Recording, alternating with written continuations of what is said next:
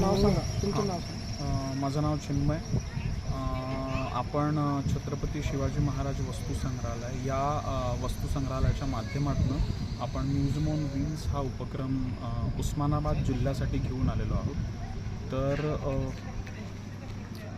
या उस्मानाबाद जिल्ह्यामध्ये आपण सगळेच तालुके कव्हर करण्याचा प्रयत्न करणार आहोत आणि ते कोणाच्या माध्यमातून तर रोटरॅक्ट क्लब यांच्या माध्यमातून आपल्याला प्रत्येक तालुक्याच्या वेगवेगळ्या शाळांपर्यंत गावाच्या ग्रामपंचायतीपर्यंत पोहोचण्याचा लाभ मिळाला आहे. सो साधारणतः या उपक्रमाबद्दलची माहिती सांगू. 8-9 वर्ष झाले आपल्या या उपक्रमासाठी सुरू होऊन. या उपक्रमाचं पूर्ण नाव आहे म्युझियम ऑन व्हील्स.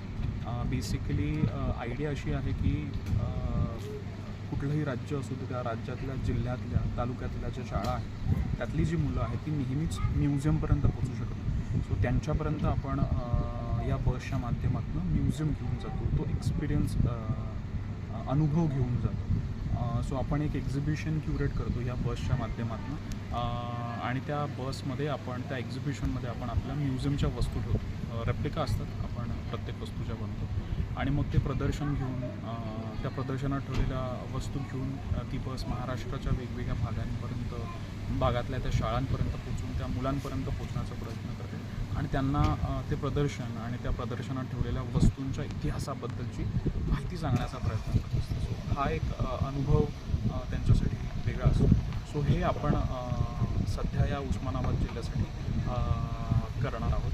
सो आपण पूर्ण 18 दिवसांचा हा दौरा आहे. त्यातले आत्ताशी 5-6 दिवसच झाले आणि साधारणतः आपण एक अंदाजा लावला तर एक 12 ते 13,000 ते 15,000 मुलांपर्यंत आपण पोहोचलेलो आहोत. अजून मुलांपर्यंत हा उपक्रम घेऊन जाण्याचा आपण प्रयत्न करणार आहोत रोटरॅक्ट क्लबच्या माध्यमातून. बरं, ह्या व्हॅनमध्ये सध्या जे प्रदर्शन आहे त्याचं नाव आहे प्राचीन शिल्प भारत, इजिप्त, असिरिया, ग्रीस आणि रोम. थोडक्यात सांगायला गेलं तर आपण शिल्पांच्या माध्यमातून 5 प्राचीन संस्कृतींबद्दल माहिती जाणून घेणार आहोत. भारत, इजिप्त, असिरिया, ग्रीस, रोम ह्यामध्ये वेगवेगळ्या प्राचीन काळातल्या संस्कृती होत्या आणि त्यातले देवी देवतांचे जे शिल्प आहेत ते आपल्याला ह्या प्रदर्शनात बघायला मिळतात. आणि ह्या प्रदर्शनाचा महत्त्वाचा एक उद्देश असा आहे की व्यापारामुळे किंवा जे पर्यटक होते त्यांच्यामुळे जे विचारांचे देवाणघेवाण झाली आहे त्यांनी कसं आपल्याला ह्या संस्कृतींमध्ये एक कनेक्टेड पास किंवा थोडंफार साम्य बघायला मिळतं. तर असे काही थीम्स आहेत ते ह्या प्रदर्शनात आम्ही एक्सप्लोर करतोय. आणि हे जे प्रदर्शन आहे ते मुलांचं जे इतिहास आहे त्या इतिहासातल्या सिलेबसमधूनच म्हणजे त्यांचं जे अभ्यास क्रमांक आहे त्याच्यातूनच आम्ही बरेचसा टॉपिक्स कव्हर करण्याचा प्रयत्न केला आहे. थोडक्यात सांगायचं तर मुलांना पुस्तकाच्या पलीकडे जाऊन प्रॅक्टिकली ते जे नॉलेज आहे आणि ते बघण्याची संधी देण्याचा प्रयत्न आम्ही या प्रदर्शनाच्या माध्यमातून करत आहोत.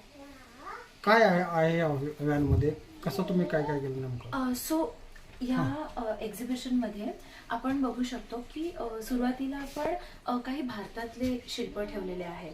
तर भारतामध्ये जे गौतम बुद्ध आहे, मग त्याच्यानंतर बाहुबली जे जैन धर्मामधले आहेत आणि मग महिषासुरमर्दिनी जी हिंदू धर्मातली देवी आहे, असे हे 3 शिल्प ठेवलेले आहेत. मुळात हे जे 3 धर्म आहेत त्यांचा प्राचीन भारतात उगम झालेला आहे.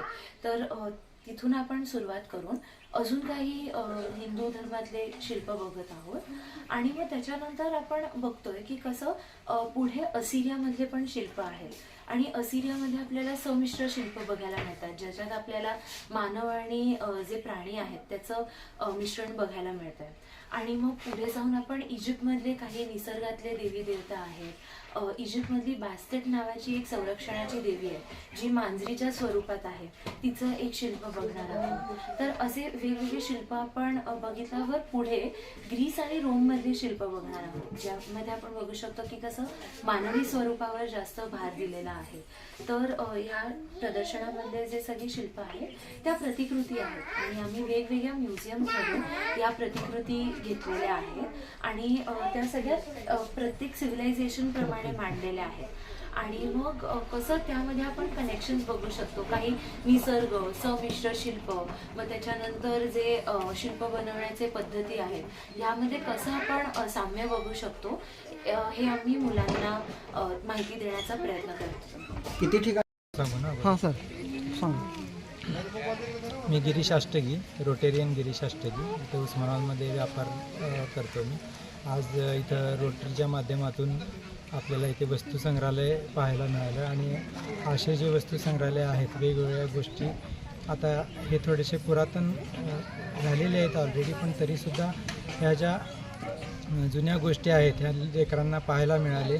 आणखीन अशाच आणखीन वस्तुसंग्रहालय छोट्या छोट्या प्रमाणात का होईना पण असे झाले पाहिजेत आणि रोटरीच्या माध्यमातून हे आम्हाला पाहायला मिळालं त्याबद्दल रोटरीचे धन्यवाद.